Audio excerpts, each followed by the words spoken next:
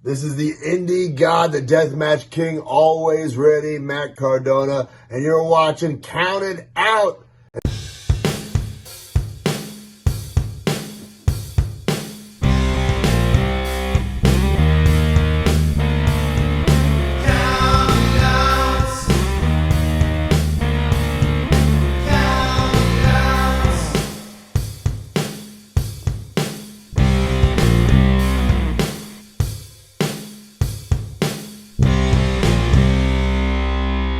You are listening to Count It Out with Mike and Tyler. Well, we are live, pals, and welcome. I will say, I guess, to a special edition of Count It Out with Mike and Tyler. My name is Tyler, and I am joined by the birthday man, Mr. Mike. Happy birthday, Mike. I wish I remembered. I'm sitting in what used to be my office is now my daughter's room. I wish I remembered. She probably has a birthday hat around here somewhere from her birthday party a couple weeks ago. I should have been wearing it. Well, happy birthday, you old fuck. Fuck, old fuck is right. Whew. You're the birthday, you're the birthday, you're the birthday, boy or girl. God, I'm old. Yes, and I don't know if this is the first time, but it's definitely a time where our show, my birthday, falls on a Thursday. So people are listening to this on my birthday. That's kind of cool. Well, in honor of your birthday, I have got 2 birthday gifts for you today. Oh God. The first gift is our list today. I will be counting down the top 7 wrestlers Such a silly list. that are named Mike. You told me about this like what 3 weeks ago, Yeah. and I giggled for like I just looked at the text just giggling. I said, I don't know if we're out of ideas. It's your birthday. We gotta honor Mikes. Yeah, I love for it. all I the love Mikes. it. It's I a love it. day for all the Mikes out there. And of There are course, certain people on this list that this is the first time they'll end up on a list, and probably the last time they'll end up on a list. So this is good for a few wrestlers. hey, you don't disparage the good name of Iron Mike Sharp ever. I'm hold out on him. Don't sleep on Mike Sharp. I also have another little gift for you.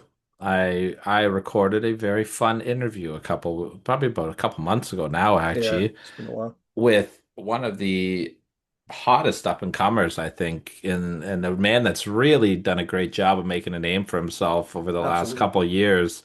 I call him Mr. Viral because I feel like everything he does goes viral, especially when he's in the world of mystery wrestling. And I've got a fun conversation with London Lightning. Is that it? We're not going to comment on London Lightning? I thought we were going to talk after the interview. I thought you were going to say something. I thought that was your shoot. That was your like, okay. All right, well then, how about I throw to our interview with the man that I call Mr. Viral, London Lightning. All right, guys, I'm sitting here with Mr. Viral. I'm going to call Viral, you, man. Mr. okay. Viral, the man with the coolest pants in the building. Heck yeah. London Lightning here. Welcome to Count It Out, man. Thank you for taking the time to sit down. Of course. All right, so before we get into some of your amazing moments that you've done, I got to know right from the beginning, like, where does your love from wrestling come from? Like, what's the first memories or like that hooked you and pulled you in? Well, it would have started with my family. So my family, we used to go on my dad's side, go for WrestleMania, all my cousins, everybody, all the family, watching it together. That's kind of where it started. That's where it rooted in me.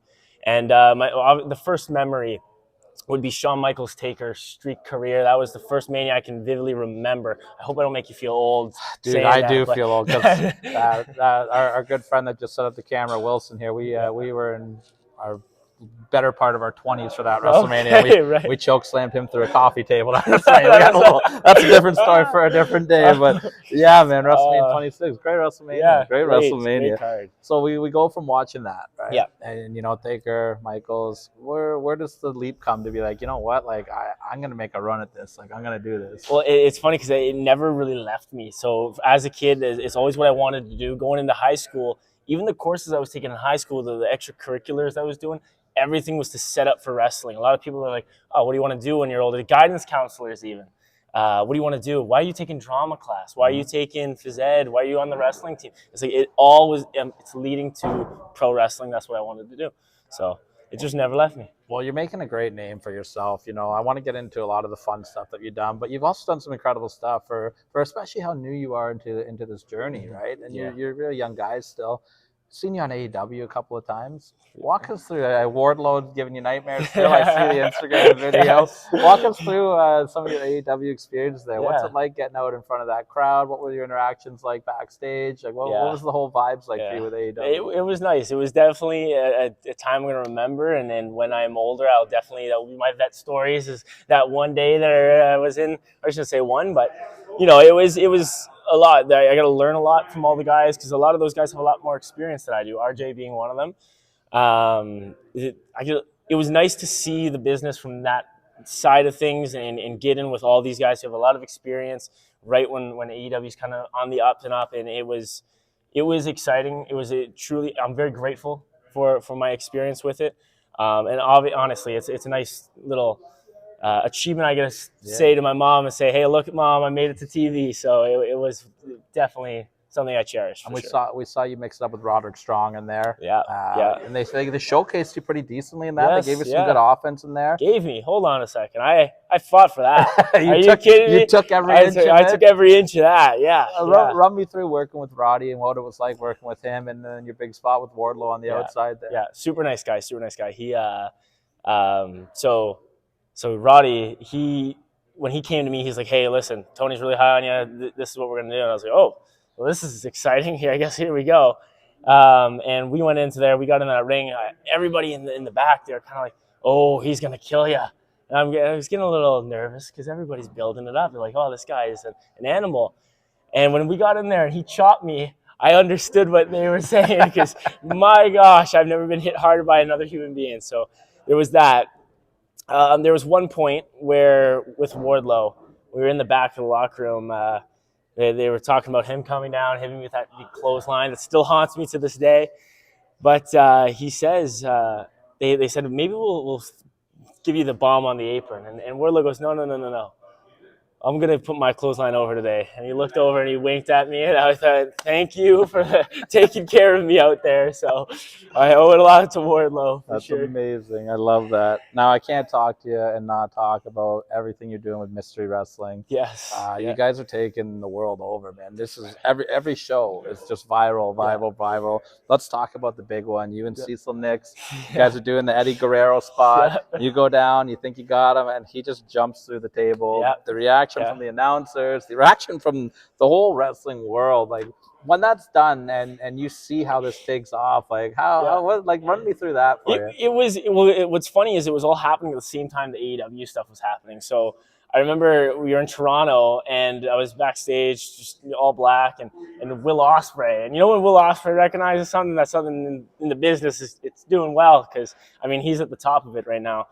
So to have him go, hey, wait, you're the lad from the video. I was like, oh man, this is working a heck of a lot more than I thought it was. So that was very exciting. It was very exciting. Yeah, the spot was great. It's gotten over like crazy.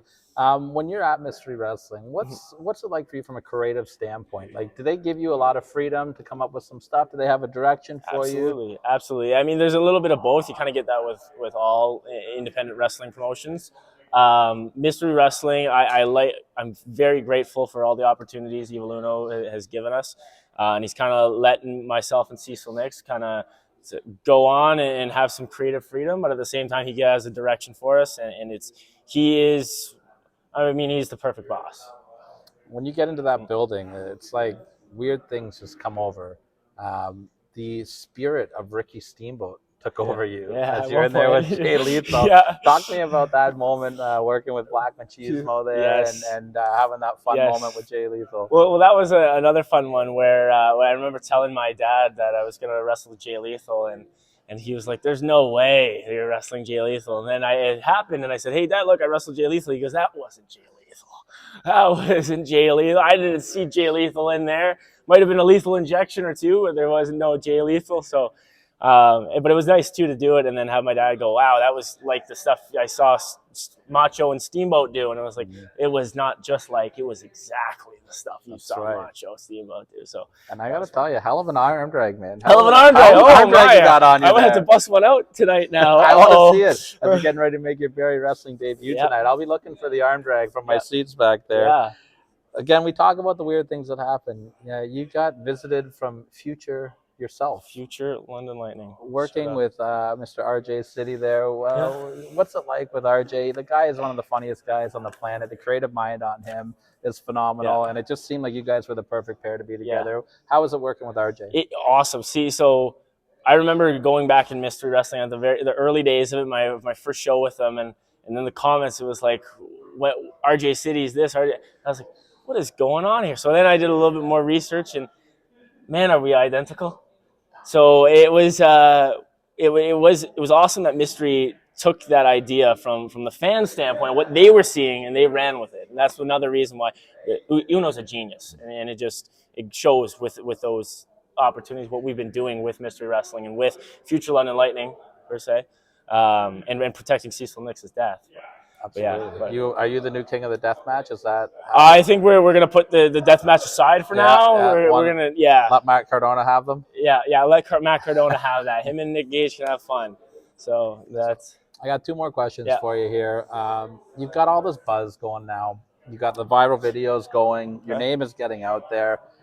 How do you plan to capitalize on all this stuff going forward? What's the plans for this year and then coming up? What's the goals? Like, you've got kind of lightning in a bottle right now. Lightning in a bottle. Great saying. Yeah. Well, I mean, it's tough to say with the wrestling business. Obviously, I have a goal. My goal is to get better every day. And that's every day I try and do that, whether it's through social media, whether it's in the gym, whatever it be. The goal is to get one step better every day.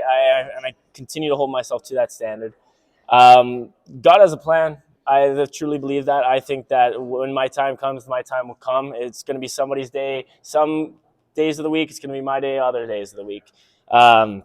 End of the day for the year, it's just to continue the momentum. We got the momentum right now. If we keep the momentum rolling, that's all I could ask for. Absolutely. Now, I like to end all my interviews. I ask the same question. When you look back at everything that you've done so far, and it's a very young career so far, but a very impressive career, what are some personal moments for you that they make you smile, they make you happy to think about? Just something when you reflect on, you're like, man, that's really cool. It's a good question. It's tough.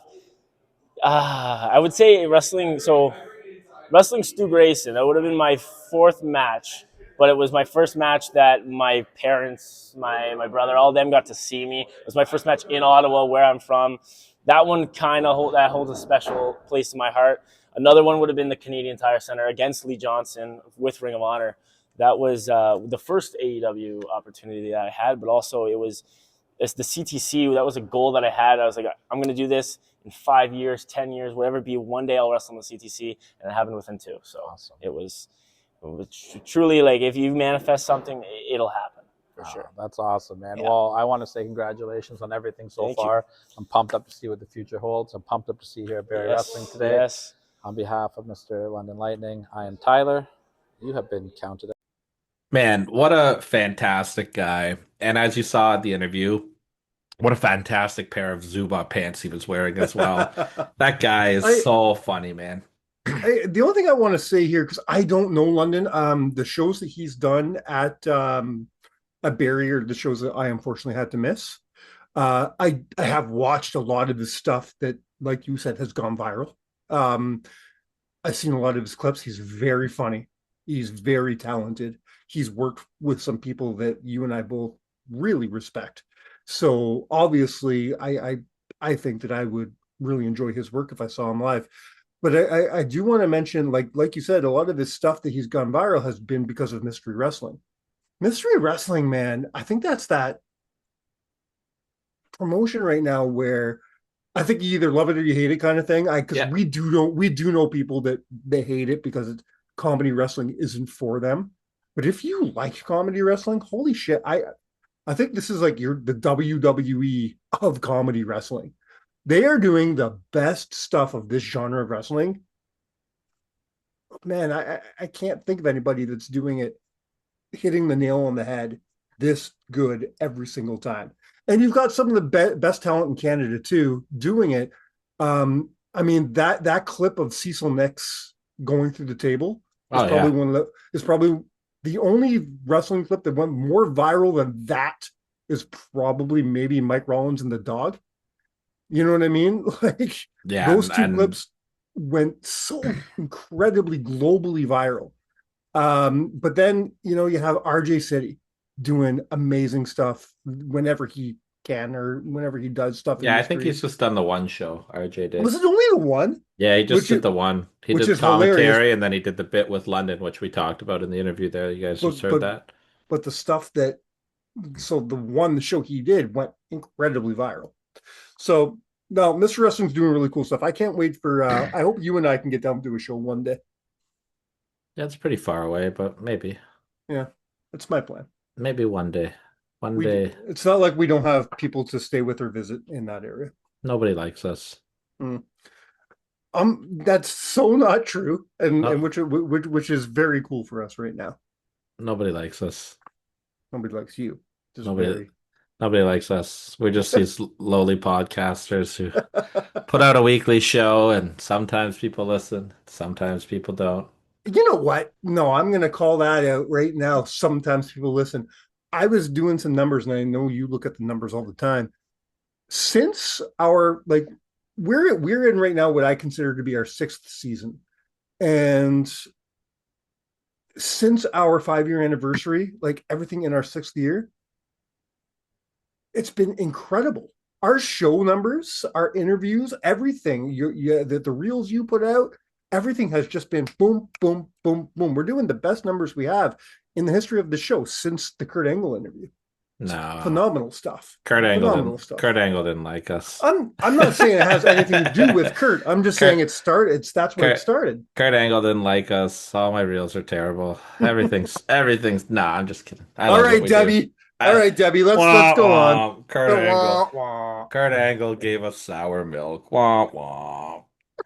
Let's I don't even know what that means. Let's I love it. Kurt Okay, that is the next counted out T-shirt. Kurt Angle Angle gave us sour milk. I Put it love up, that so pro much. wrestling tees. Yes, sir.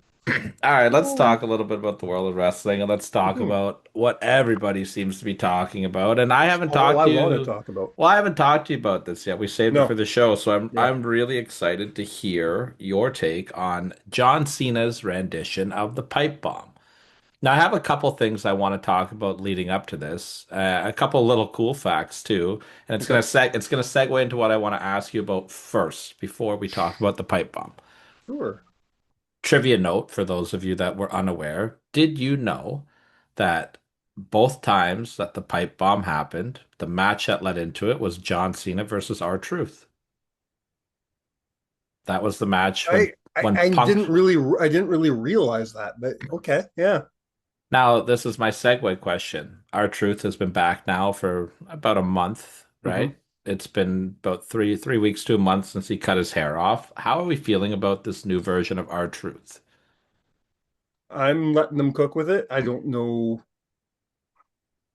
I My initial thought was, okay, push this to the moon, get this fucking guy over, push him as far as you can. He like who knows how much longer you got this guy for? He's what 55 years old.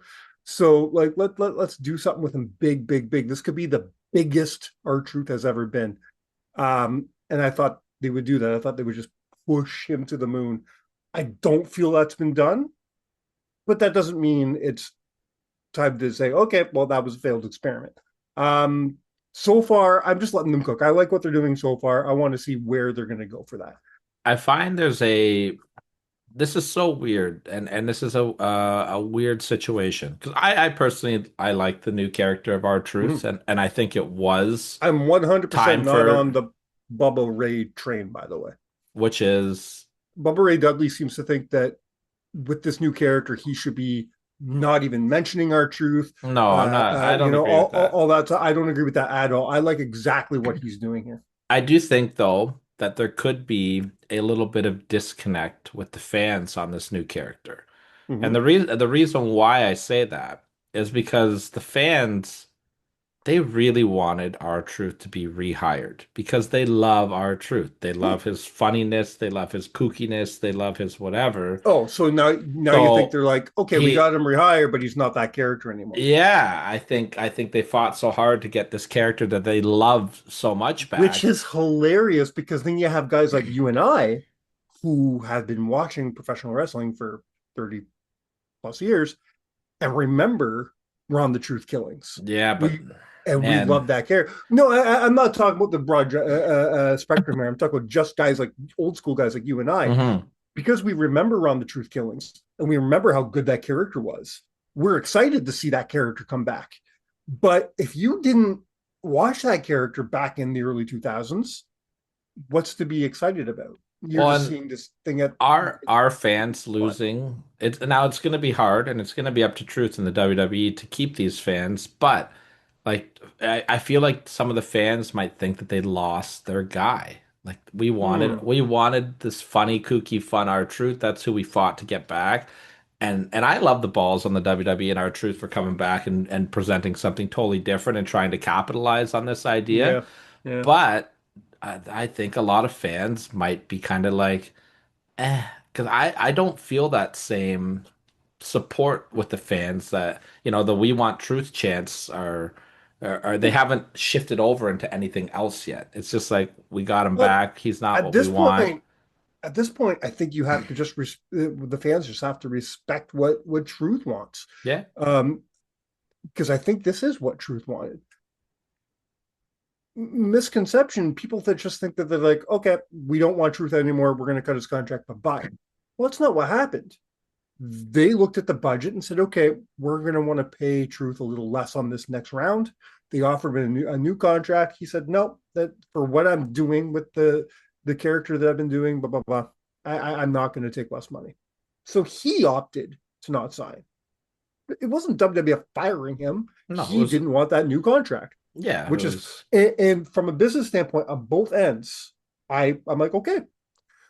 Then with the backlash of the crowd and blah blah blah, WWE did the smart thing and said, Truth, we're going to talk about these numbers. We can't get the number you want, but we can get this number. And he said, okay, I'll go for that number if you give me this creative stuff. Again, great business moves on both ends. Mhm. So any of the creative stuff I find is what Truth wanted. Truth didn't want to do that anymore. He wants to do this now. You wanted Truth back. Well, this is what you're going to get. And unfortunately, again, we're going to use the same word that we used last week. Fans can be fickle. If it's not exactly what they wanted, they get pissy.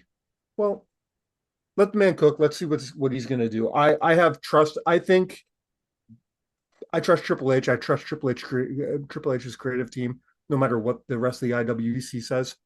And I trust R-Truth because I think R-Truth is one of the most creative guys in the company. They're also in And I another want to see what hard he's going to do. they're in another hard spot too, where like he's gonna come back, but obviously like he can't beat Cena. So it's like he's coming back and he's not gonna get his revenge regardless. So that's a tough thing to dig yourself out of as well, right? Yeah.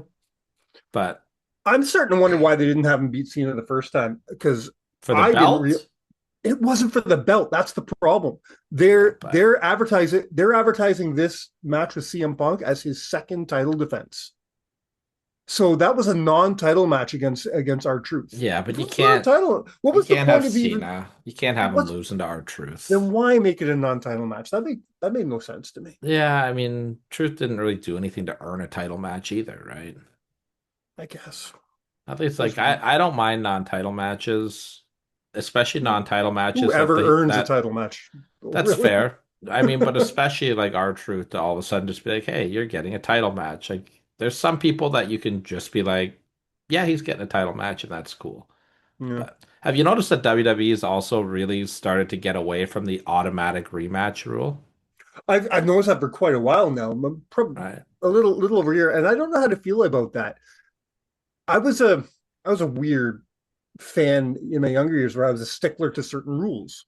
I'm like, no, the rule is if you lose the title, you get a rematch. Oh, the rule is if you don't defend your belt in 30 days, you get stripped. The rule is It's fucking professional wrestling. There's no rules. They can change what they want as it goes.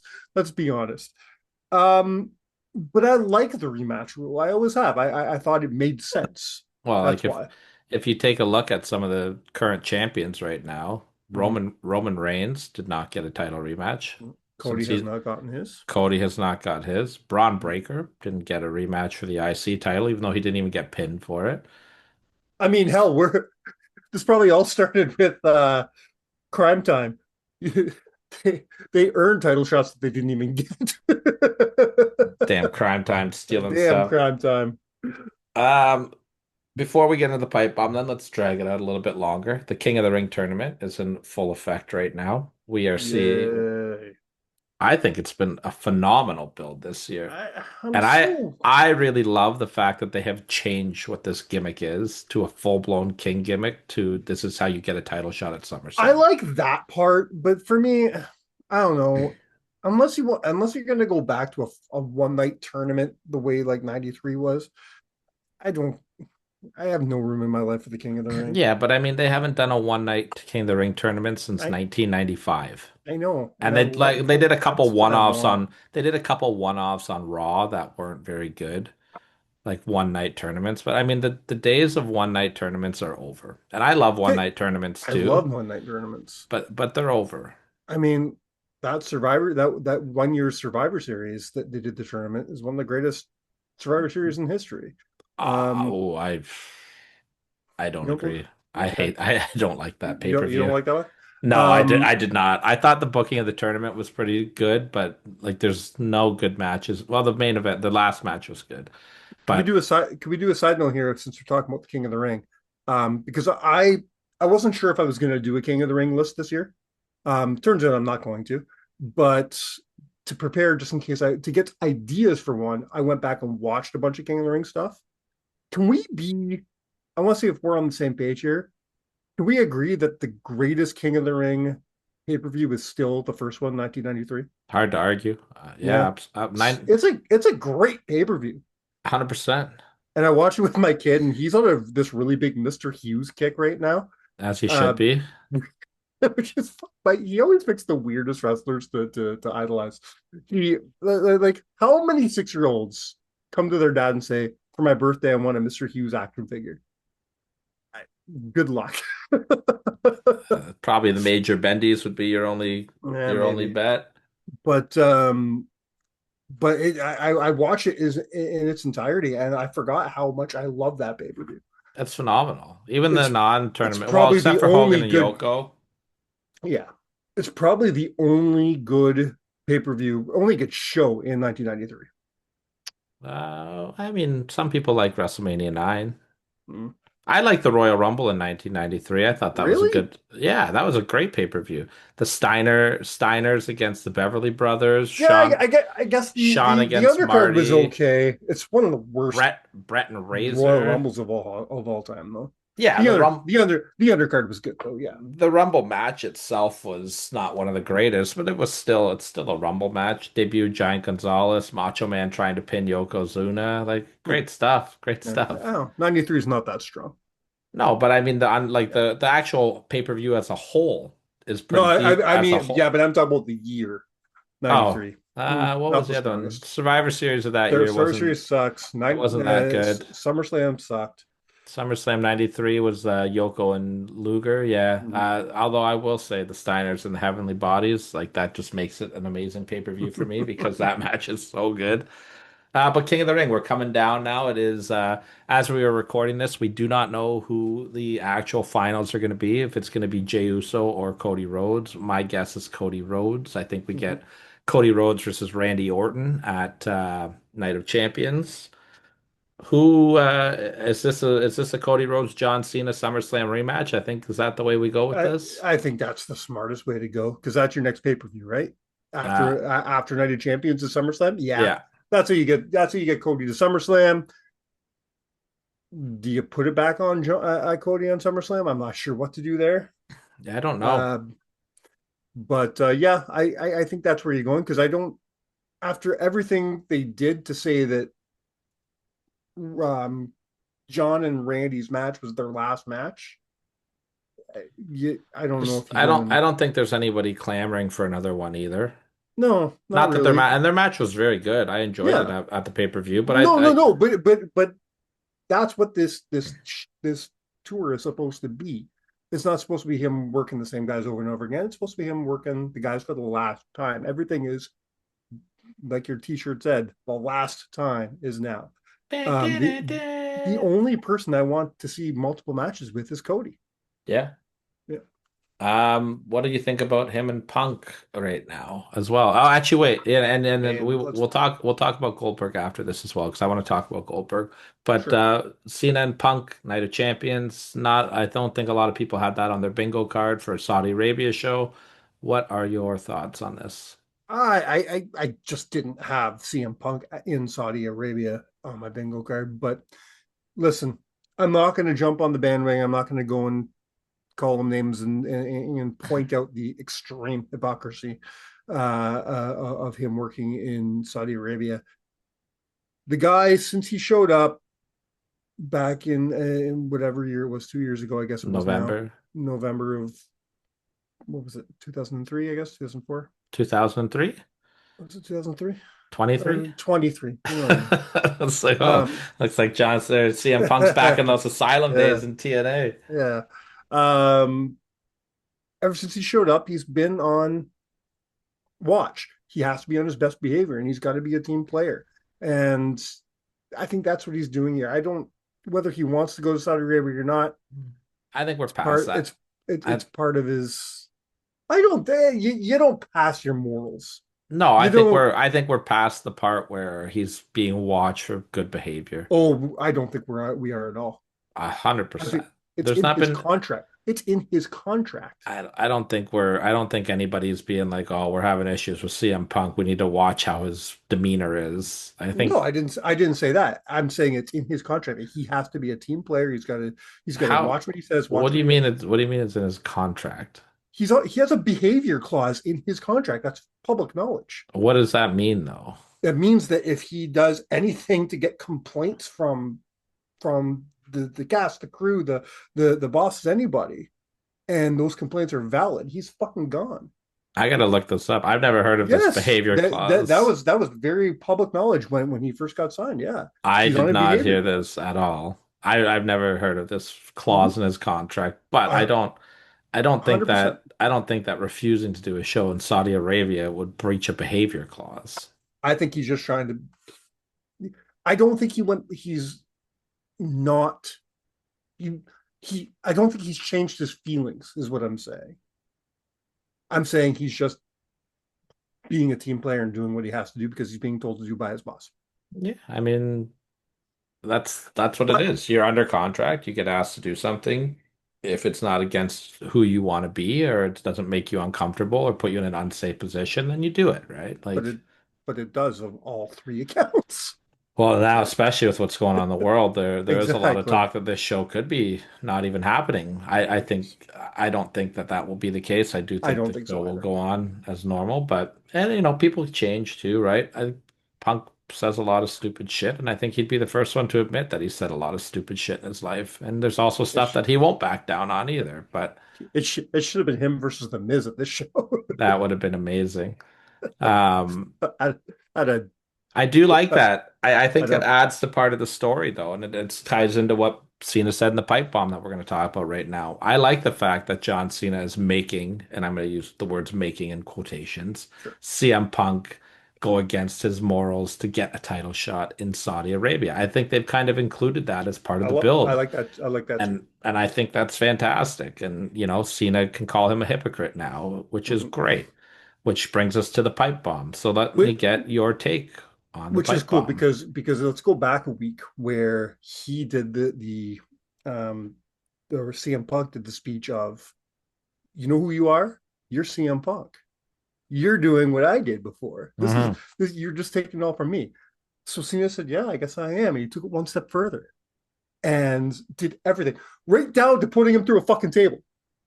Like against our truth. The fact that he sat there, the only thing missing is he wasn't up on the stage.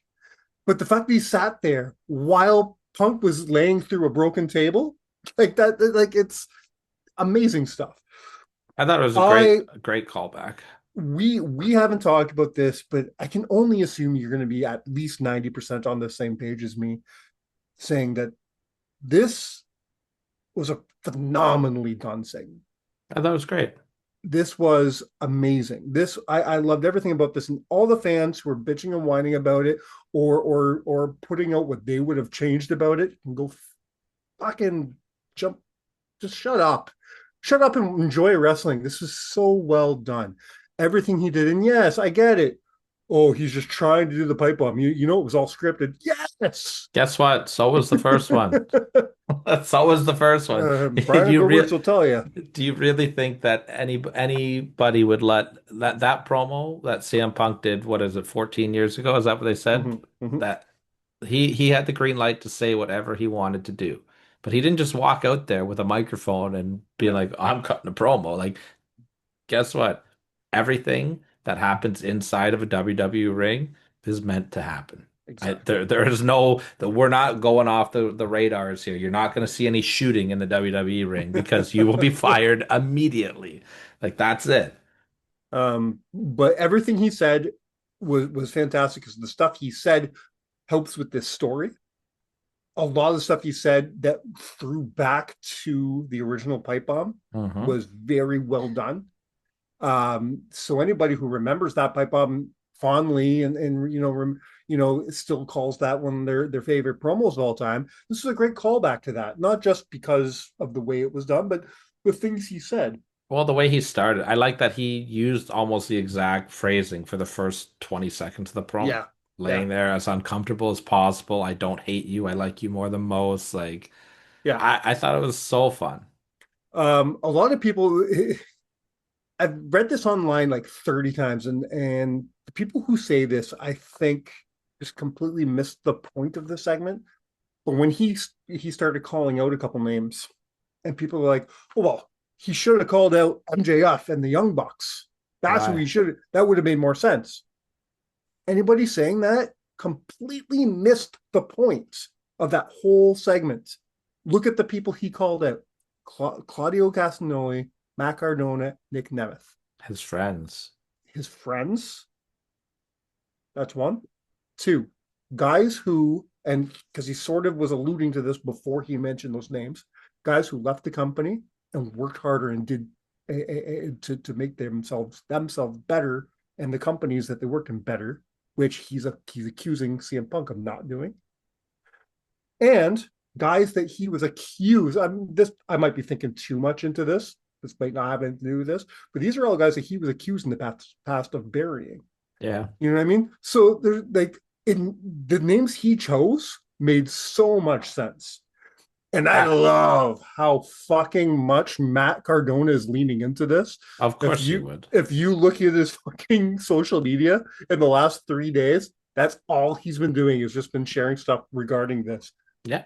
He did that. He did that at the indie show the other day. He sat on the turnbuckle and said, "Hey, John Cena." Yeah. Nobody capitalizes on this kind of stuff like Matt Cardona. I love that stuff.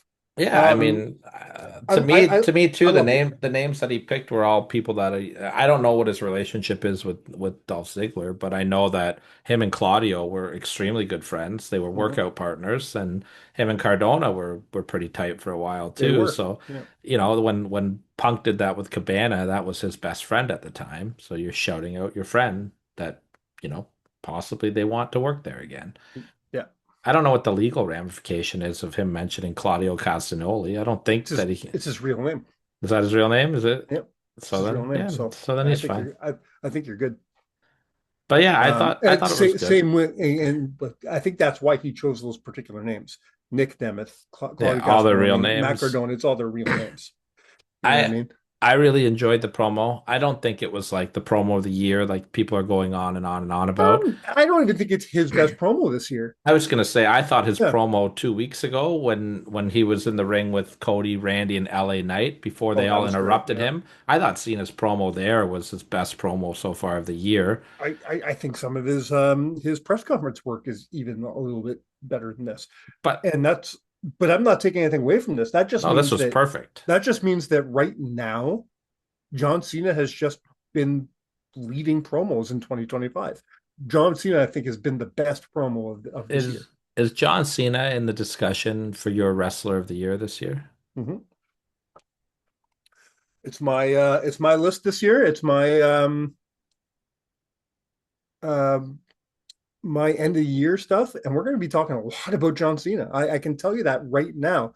And if he's in that list, if he's in the list as much as I think he's going to be, how can he not be in the talk of wrestler of the year? Mhm. He has to be. It's almost at a point where like for year end stuff, it's like you almost have to just be like John Cena in general, and then do a separate like best Yeah, of like top seven John Cena retirement yeah. moment list. Because right now, if I keep all his moments separate, he's taking up the majority of my list. I've got I would say at very least I would say he is in two different spots at the end of the year So stuff. I'm thinking 3 or 4, but yeah.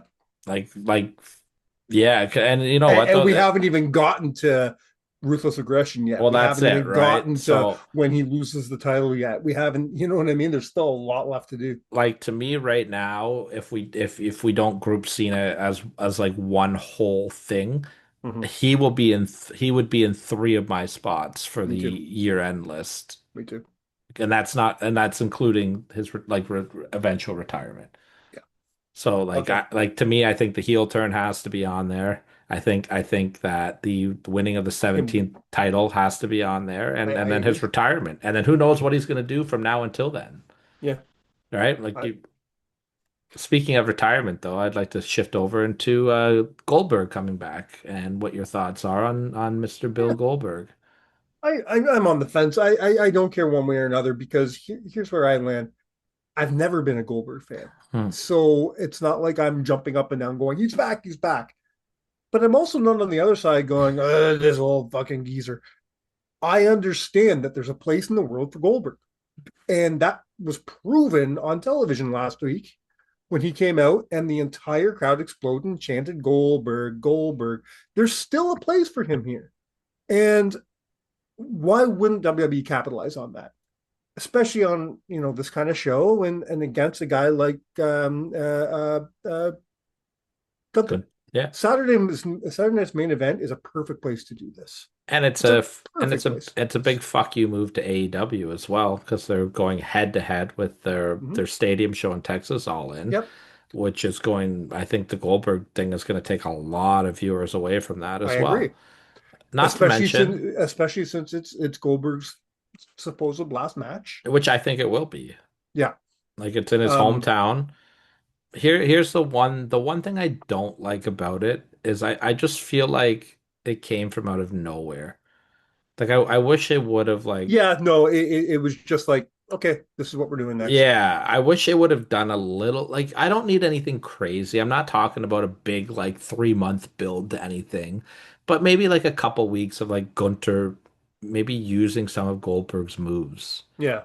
And then like, you know, maybe Goldberg coming out and spearing Gunter and then like having them do their face to face to set up the match. Like just something. Yeah, because it almost doesn't make sense because didn't he already say that that Goldberg's his favorite wrestler Yeah, he said that to piss off. He said that to piss to off piss Bret off Brett? Hart, right? Yeah, And they did that angle like with they did something I can't remember what with where Gunter was disrespectful to Goldberg in Atlanta in front of his kid. I think he ran him down in a promo. And they like it, and like that's kind of where they left it. That was a while ago though. That was like a year yeah, ago. So I would have been nice for them to like, you know, not just have Goldberg come out and be like, "Hey, a year ago you did this." Like, yeah, I would have yeah. liked to have seen a little bit more out of Me that. too. That being said, anybody that's like, "Oh, fuck Goldberg and then having another match," no, man. Well, and This guy the amount deserves.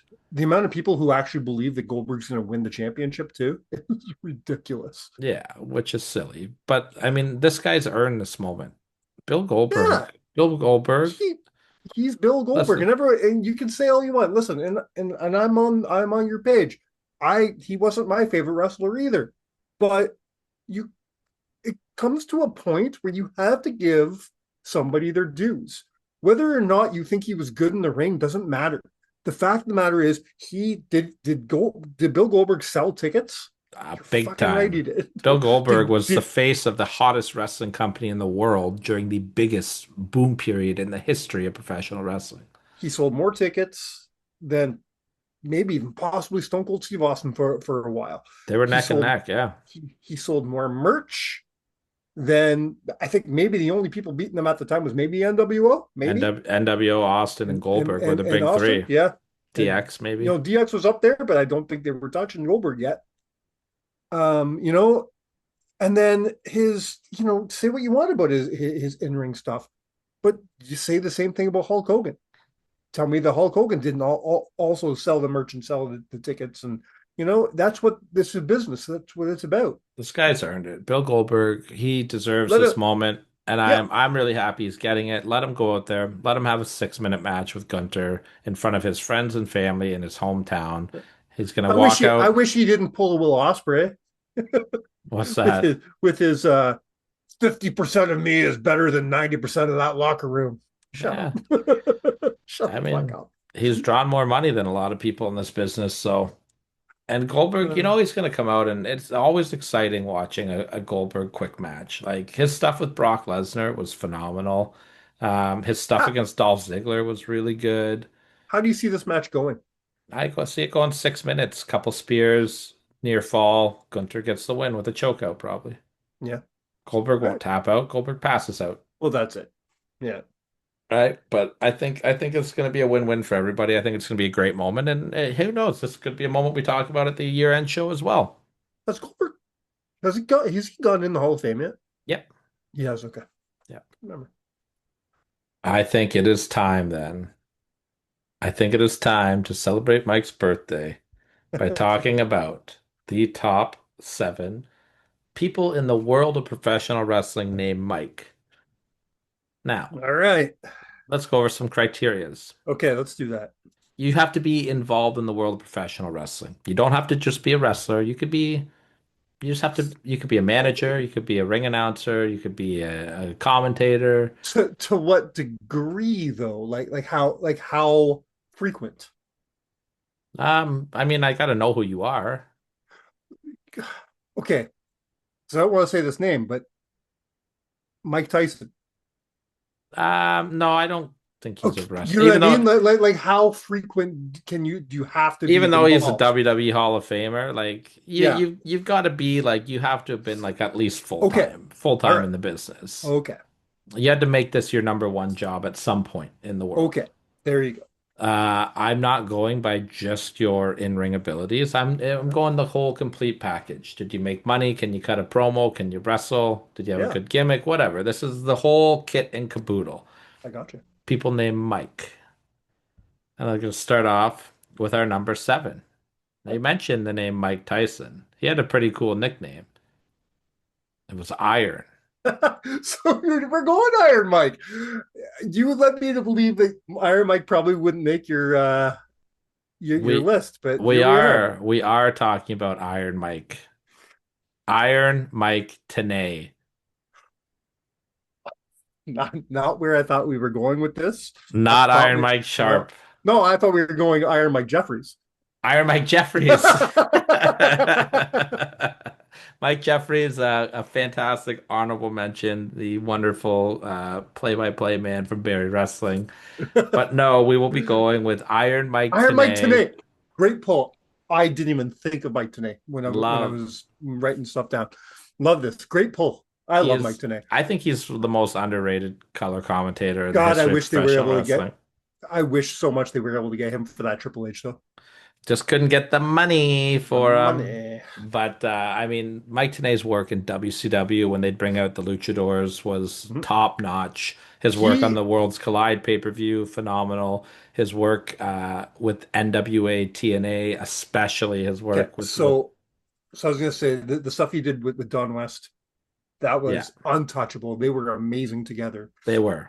As far as WCW goes, not including Bobby Heenan because he's in a category of his fucking own.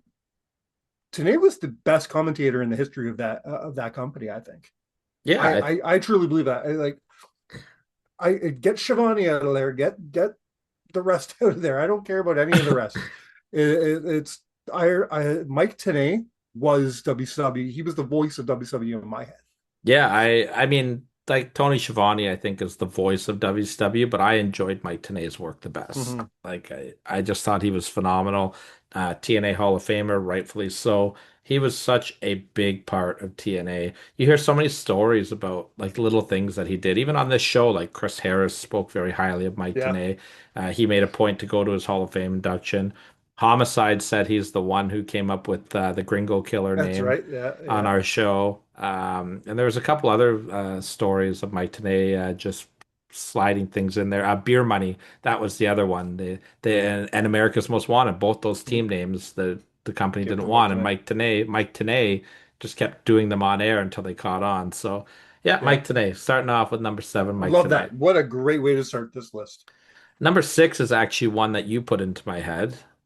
I know who you're going with. I love this. And that would be former ECW Triple Crown winner Mikey Whipwreck. Love this. Yeah, What a great talent Mikey Whipwreck is. he really was. Not only for the stuff he did in the ring, but he was a fantastic trainer as well. Mhm. Oh, I heard that. Yeah, And he's trained some phenomenal names, like and the biggest one I think being Amazing Red, who has also gone on to train some phenomenal names as well. hmm So Mikey Whipwreck, though, man, this guy had such an incredible career in ECW.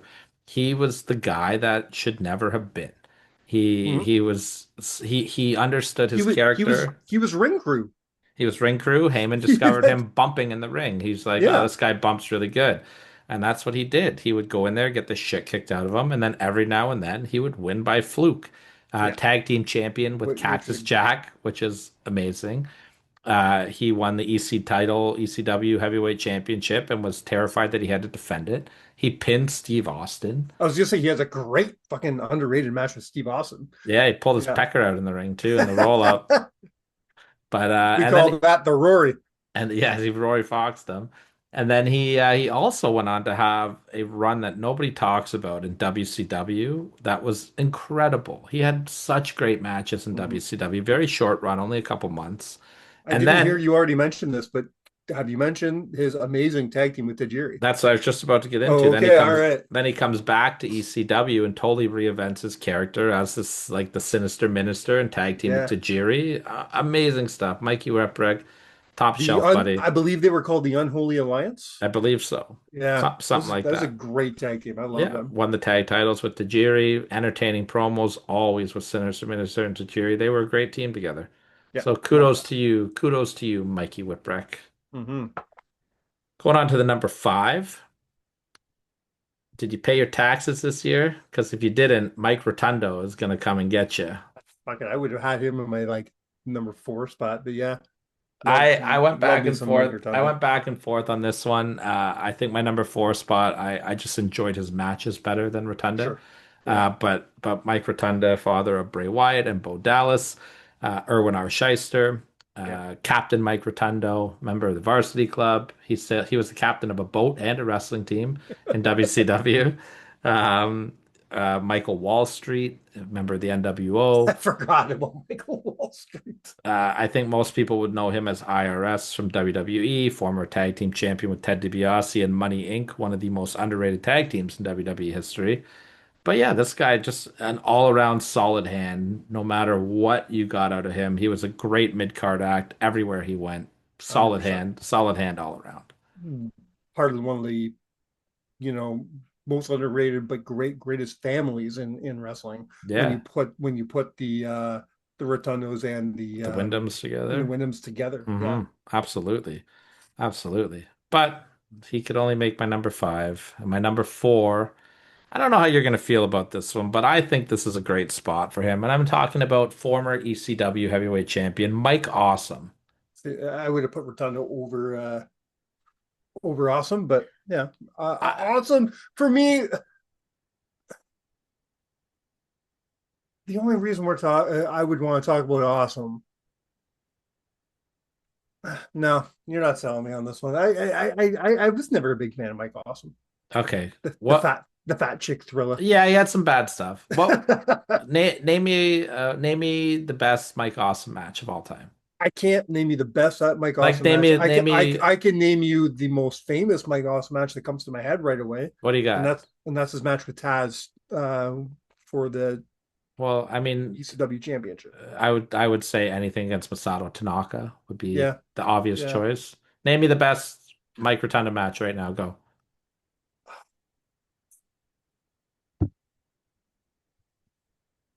I don't like you. That's why I was very close because character work, I take Rotundo every time, but I couldn't think of like that one Mike Rotunda match. I'm like, that was fucking amazing. It was just always good. Always solid hand, Mr. Solid. But Mike Awesome had those moments where you went, holy fuck, that was crazy. His stuff in Okay. FMW as the Gladiator was wild stuff. Lots of great stuff. Masato Tanaka alone makes him my number four. Mike Awesome, former ECW heavyweight champion, was about to do big business with RVD before RVD hurt himself. And then the famous stuff with Taz. Unfortunately, his WCW run was not all that it could have been. They brought him in really strong, and then it got stupid with the Fat Chick Thriller, the 80s guy. Mm. And unfortunately, too, like he never really recovered from that. Like his WWE run, I think could have been a lot better as well. But the big problem is like with him going into WCW and the WWE, he wasn't the big guy anymore. No, He was just exactly. kind of no, like In another, ECW, he was and what? Japan, he was the monster. Who was bigger than him other than what? Maybe 911? Like who was bigger than Mike Awesome? Yeah, he towered over a lot of those guys, Yeah. which added to him. But then, when he's looking up to guys like Kevin Nash and he's like face to face with guys like Edge, you know what I mean? Like it just, Yeah. I think that took away a little bit from him. But I think that his overall in-ring career was phenomenal. And that match with Masato Tanaka at ECW One Night Stand, what a throwback. Number three, he's a guy that's going strong right now. Member of the AEW roster. We are talking about Speedball Mike Bailey. Hey. Now my problem is number one, I can't believe I forgot Mike Bailey. Shame on you. But my other problem is you're gonna leave one one of one person off that I'm surprised you're leaving off. So I'm Ooh, very confused who gets left off. maybe I've But forgotten let, a let's spot. let's talk about Mike Bailey for a minute though, because Mike Bailey is we've been saying this on the show for at least 5 years. Mike Bailey is one of the greatest wrestlers in the world, Yeah, I'm happy and to see. will continue to be so as long as AEW lets him be Mike Bailey. Well, and he's had an incredible run in TNA and Impact Wrestling. He had a phenomenal run. He had incredible matches. Josh Alexander, Mustafa Mm-hmm. Ali, just to Yeah. name a few. He's had great matches in AEW so far, and he's still finding his footing there. And Yeah. I'm really happy that he's getting the spotlight right now. Do you think now that he's been in AEW as long as he has, do you think the right move was made? Do you think NXT could have done anything better or different with him, or what do you think? I think that the right move was made for the paycheck that he's probably receiving from Mm-hmm. AEW compared to NXT. I don't know. NXT, like they're so particular on what they're looking for right now. It's not like the Yeah, NXT that it was during the Adam Cole days and during the Shinsuke Nakamura era and stuff like yeah, that. It's a different NXT now. They're really, looking for the more character driven people. yeah. They're Trick Williams, they're all phenomenal talent, but they're built like superstars. Yes, yeah, I don't. and Mike, and that's one thing Mike Bailey does lack. He Mike Bailey's not the most charismatic guy in the world. He is not character driven, but we firsthand have seen him being able to come out of his shell.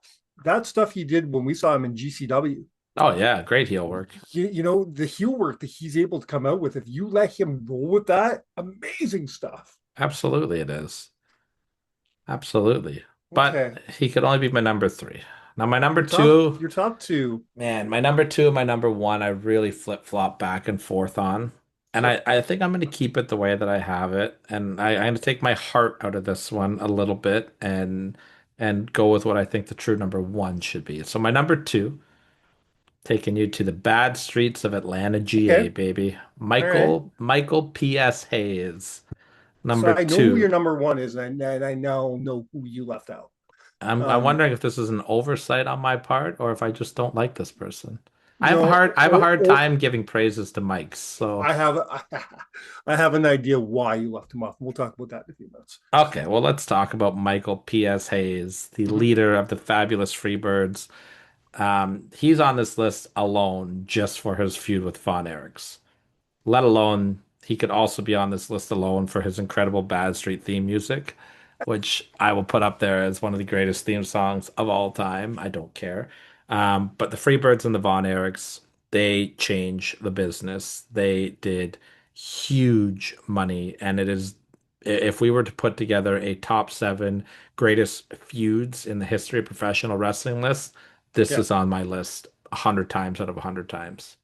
Growing up, were you introduced to Michael Hayes as Michael Hayes? Were you No. introduced to Michael Hayes as Doc Hendricks? Doc Hendricks. Me too. I did not have a clue that Michael Hayes was a wrestler I until didn't know who Michael Hayes was for my probably mid years. 20s. I didn't find out about world class championship wrestling until my mid 20s. Yeah, and then and it was I mentioned this on the show many times. It was thanks to the PWI almanacs that I'm like, that's Doc Hendricks.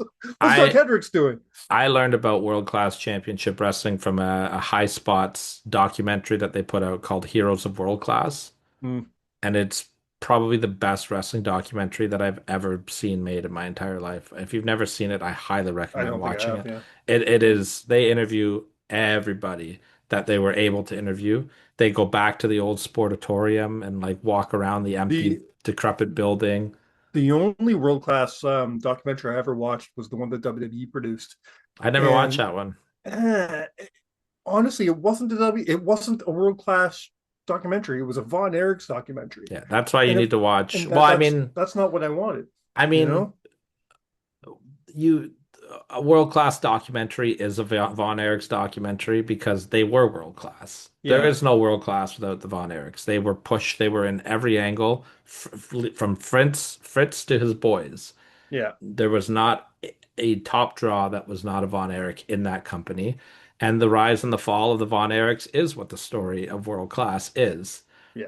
But this one, Heroes of World Class, they talk about everything and they interview all the right people for it.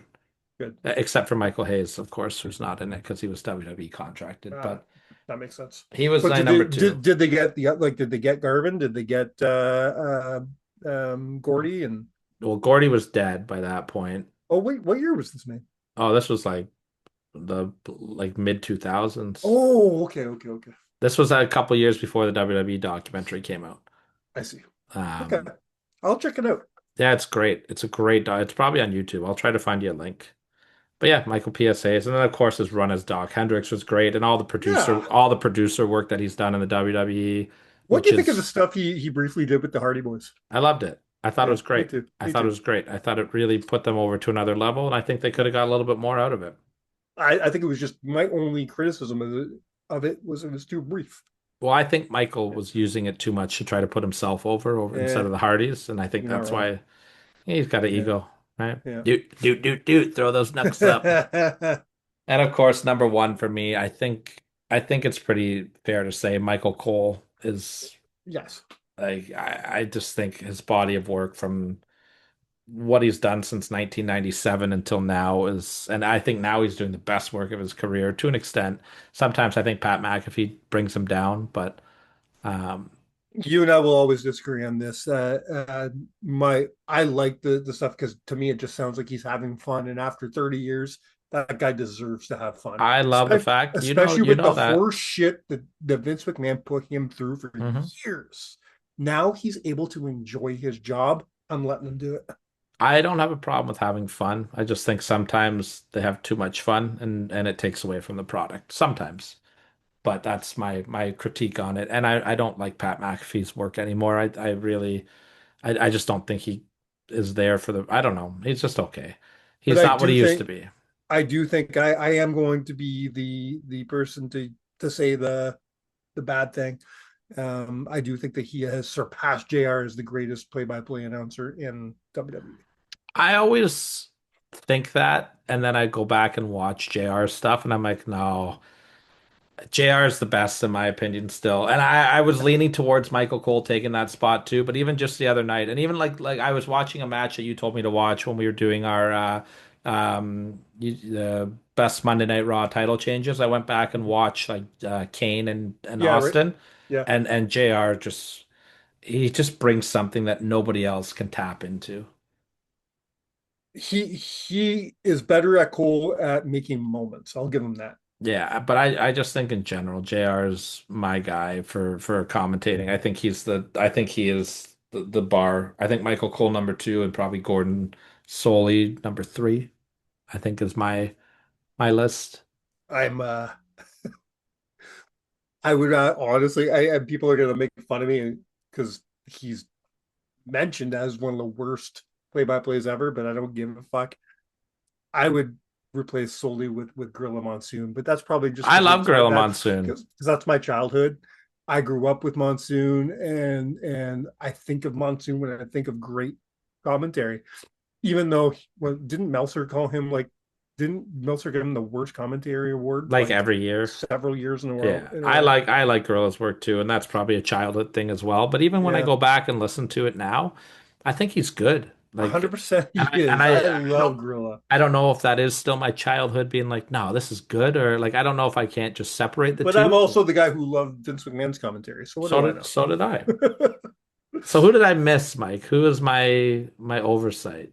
Now, I don't know if it's an oversight or you're just not counting him because of the name, but I'm telling you, this is not a cheat. This counts. Mike, the Mizanin deserves Hmm. to be on your list. I When he debuted under the name Mike Mizanin. So he has wrestled under that name, so it okay. counts. If it counts, then he's number one. Yes, and that he was always my number one. I was fighting between him and Michael Hayes at first because Michael Hayes was one of the most over. Like the Freebirds were so over at one point, but I'm like, you look at the body work the Miss has done, like Yeah. everything he's Okay. done in the last 20 whatever Yeah, years. I never really thought of him as Mike the Miz in the WWE. I just always have known him as the Miz. If he's never wrestled under the name Mike, I would have been like, okay, I'll leave him off. But Well, he as debuted as Mike Mizanin, so it's canon. It counts. if we're calling Mike the Miz a thing, then he will be number one, and everybody can bump up one. Yeah. But I didn't really think about Mike the Miz, so that yeah, we'll leave that up to our viewer discretion. Then Sure. leave a comment and let us know. Does Mike the Miz count? If he does, he's number one, and let us know if you think he would be number one if he counts. I have an honorable. I've pardon me. What do you think of the list, first of all? Is there anybody The that list is should have been on fantastic. there? I'm not going to say that anybody on my honorable mentions deserves to be on the list.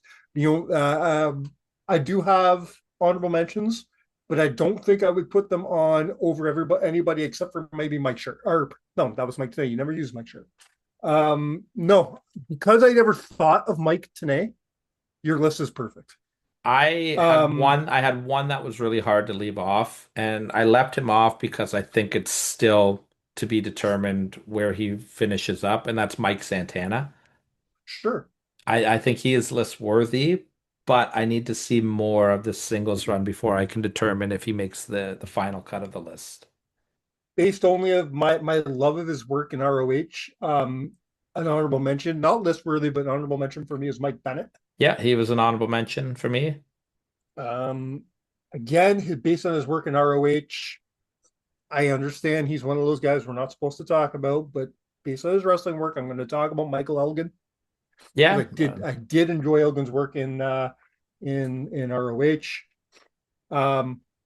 This guy might also be one of those don't talk about guys. I can't remember, but because of him being the founder of an amazing promotion called Chikara. I'm going to talk about Mike Quackenbush. yeah, he's on my own mention. You know what? There is a lot of Mikes that we probably shouldn't talk about, and maybe we should put you into. Maybe we just drop Mike from our name. It's just gonna be counted out with Tyler and Vacant.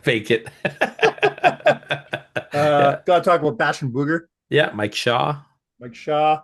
At first I wasn't sure if he would have been like even list worthy because he didn't wrestle under Mike Shaw, but he did wrestle under Uncle Mike at one point. So I guess he counts. And again, I'm going to say this name just because I like the guy. I don't think he ever wrestled under the name Mike, though. But we'll talk about Mike Bucci, Simon Dean. Yeah, yeah, that's fair. I didn't have him on my list. The hardest one for me to leave off also, Mike Chioda. Oh, He really came close. oh, I went yeah, back I went that back and that's forth. I went that's a back hard and one to forth leave between off. I went back and forth between him and Mikey Whipwreck a lot. Mike Mike Von Knox. Erich, No, that did not make it an even honorable mention. Mike Mike Knox. Okay, Knox, yeah, sure. honorable mention. Mike Enos, Beverly Brothers. I love the Yeah, that's Beverly. right. That's right. Mike Uh, Mondo from the Spirit Squad. okay, Mike Mike Sanders Mike from Tar W from Michael WCW. Michael Tarver Michael from the Tarver. Nexus. Mike Yeah, Jeffries, of course, from Barry Mike Wrestling. Jeffries. Yeah, sure is And me number one. of Michael course McGillicuddy. Mike McGurk.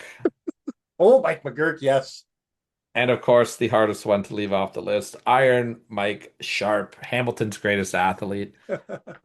Fuck, I wanted him on the list so bad, I just couldn't No, do it. I got one for you. What do you got? Action Mike Jackson. There you go. Yeah, love me some Mike Jackson. Well, and that's the list that I got. That's a pretty that is a birthday worthy list. Not bad, eh? Happy Yeah. birthday, you bastard. Fuck, I'm old. Well, I don't know what we're doing next week. I don't know if I'm doing another list or if you got something lined up. I got a couple Oh, lists ready to go. yeah, I know you got some ready to go, but technically it's my turn, so I'll get some. Well, keep me posted. I'll be ready. If Mike has a list next week, he will do it. If not, then we were going to do the top 7 cinematic matches of all time. Oof. You I don't know if you're a sucker for punishment or what. It was hard for you to do the list in the first place. You want to put yourself through it all over again? I don't want to talk about it, but I have. But if I put the work in and I watch the matches, we are going to talk about it. Oh, I don't want to do it just because I don't want to go watch half those matches. I'm going to tell you I'm going to tell you like, oh, you should watch this match because we're going to talk about it on the show, and it's not going to be on. I'm just going to make you watch the worst ones. Yeah, yeah, that makes sense. So that's All right. it. Take us Yeah, home, that's birthday boy. it for me. Well, on behalf of the wonderful London Lightning, thank you for joining us this week.